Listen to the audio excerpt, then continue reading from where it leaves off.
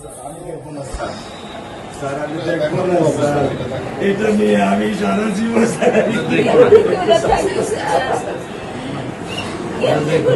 আমি কি করে যাবো সারা জীবনে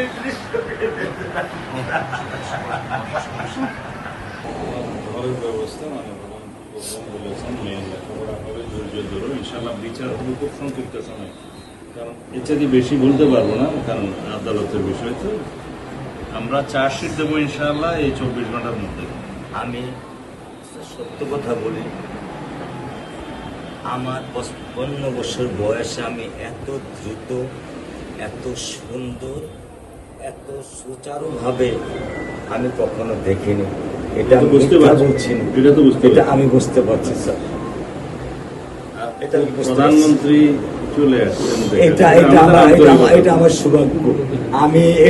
আমি সত্যিকার ভাবে স্যার আমি বলি, আমি এটা স্যার প্রত্যাশা করিনি যে আপনার মতো মানুষ আমার এই 10,000 টাকার একটা ফ্ল্যাটে স্যার আপনি পা রাখবেন, কিন্তু এই বিশ্বাস ছিল যে আপনি 8-10 জন না, যে মানুষ ট্রাফিক সিগন্যালে দাঁড়িয়ে থাকে, নিয়ম মেনে চলে, সে মানুষকে বুঝতে স্যার আমার এইটুকু বয়সে স্যার যথেষ্ট স্যার। ইনশাআল্লাহ স্যার আপনি একটু ধৈর্য ধরবেন, আমি ওকে কোনো নিয়ন্ত্রণ করতে পারতেছি না।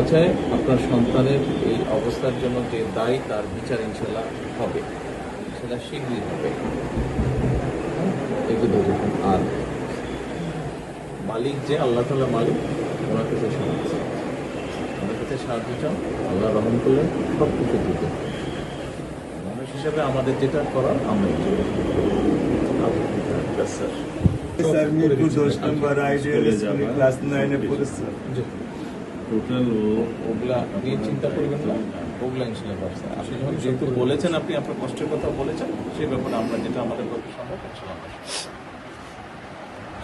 আপনি কিছু বলবেন? বল। না, আমার স্বামী যেটাই বলছে এটাই আমার চাওয়া। স্যার আপনি আমাদের একটু মেহরবানি করে আমাদের খেয়াল রাখবেন, মেহরবানি করে যেন। আমরা প্রথমে সবচেয়ে আগে যেটা এই মুহূর্তে আমরা করতে চাই, সেটা হচ্ছে যে এই অন্যায়ের সাথে যে জড়িত, তার বিচার আমরা আগে করতে চাই, জি স্যার, তার বিচারের ব্যবস্থা আমরা আগে করতে চাই। জি স্যার, এইটা আমরা আগে প্রথমে করতে চাই। জি স্যার। আপনাদেরকে শক্ত থাকতে হবে, ধৈর্য ধরতে হবে, ওর দিকে তাকে শক্ত থাকতে হবে। এক সন্তান আল্লাহ নিয়ে গেছে, আরেক সন্তান আপনার কাছে আছে, ওর কথা মনে করে আপনাদেরকে শক্ত থাকতে হবে, ওর দিকে তাকিয়ে। ঠিক আছে?